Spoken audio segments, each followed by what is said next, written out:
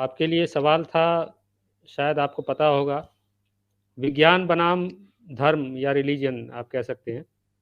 तो इस पे आप थोड़ा सा प्रकाश डालें, और अगर हमारे कोई साथी का कोई सवाल हो तो वो अपना सवाल रखें, या आप जुड़े कनेक्ट हों और जी, लाइव पूछें। तो सर कंटिन्यू रखें। ठीक। हाँ, ठीक है सर। तो विज्ञान बनाम धर्म पे आने के पहले थोड़ा सा मैं अंसारी साहब के बात को ही कंटिन्यू करना चाहूंगा, 2 मिनट। जी जी। जो उन्होंने कहा कि कुरान आसमानी किताब नहीं है, मैं सिर्फ इसी बात को आगे बढ़ाते हुए कहना चाहूंगा कि कुरान ही क्या, जो भी धर्म ग्रंथ है उसमें से कोई आसमानी नहीं है, कोई ईश्वरीय नहीं है, और सारे धर्म ग्रंथ वालों का ये दावा है। तो दरअसल ये धार्मिक पोंगा मुल्लाओं का, पंडितों का, पुरोहितों का, मौलवियों का, पादरियों का, सबका ये खोखला अहंग है कि किसी भी बुक के शुरुआत में ही सबने लिखा है कि वेद औपरुषेय है, ये ब्रह्म वाक्य है। ये कुरान वाला कह देगा कि ये आसमानी किताब है, ये बाइबल वाला कह देगा कि ये आसमानी किताब है, जबकि हर किताब का कई वर्जन है। कुरान के विषय में ऐसा नहीं कहा जा सकता है, लेकिन आप बाइबिल ले लीजिए, बाइबिल के कई वर्जन है। आप वेद ले लीजिए, 900 वर्ष वेद का है, मतलब रचना का। उसके बाद जो उपनिषद बना, पुराण बना, उपनिषद ही कंट्राडिक्ट कर देता है वेद को, और दावा यह है कि उपनिषद भी आसमानी वक्तव्य है, ब्रह्मा का वक्तव्य है। तो दरअसल कोई भी धार्मिक किताब जो है, यह उनके लेखकों का प्रचंड अहंग है, जनता को बरगलाने का एक टूल्स है, एक हथियार है, एक तरीका है। किसी भी धर्म ग्रंथ के दावे को, इस तरह के बेईमान दावे को सिरे से खारिज करने की जरूरत है। मैं सिर्फ एक बात कहूंगा कि 85 कंट्रीज आज दुनिया में क्रिश्चियन कंट्रीज हैं, 2-4 कंट्री हिंदू कंट्री हैं, 85 कंट्रीज मुस्लिम कंट्री है।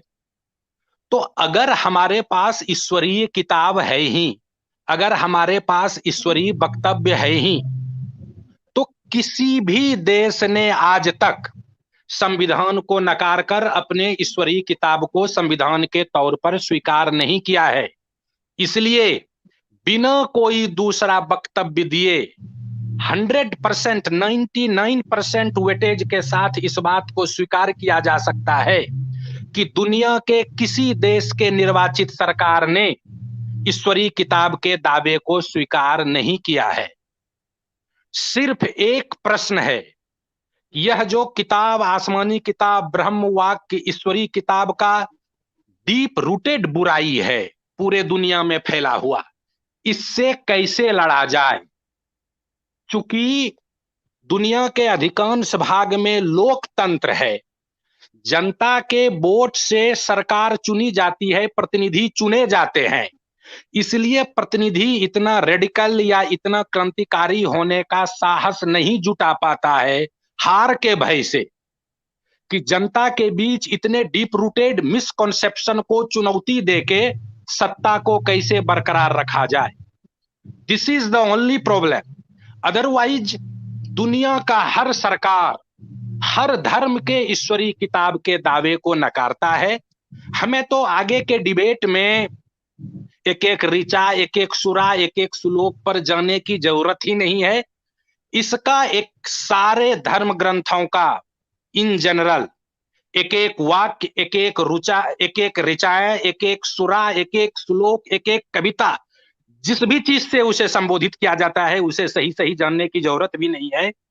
वो झूठ का पुलंदा है, उसमें सत्य का सहस्त्रांश भी नहीं है।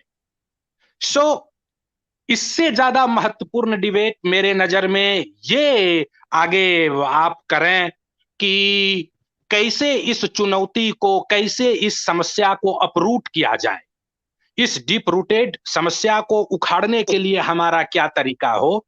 बाकी इस पे तो इतना तर्क है कि आकाशीय किताब नहीं है, उनका दावा एकदम बेकार है, इससे अब एक स्टेप सर आगे बढ़ने की जरूरत है कि व्यवहारिक तौर पर धर्म, आसमानी किताब, ब्रह्म वाक्य, ईश्वर, खुदा, अल्लाह, इस कॉन्सेप्ट से पूरे दुनिया को कैसे बचाया जाए और उसके जगह हम जैसे बुद्धिजीवियों का अल्टरनेटिव व्यवस्था क्या हो, इस पर विचार हो, इस पर काम हो, तो हमें ज्यादा अच्छा लगेगा।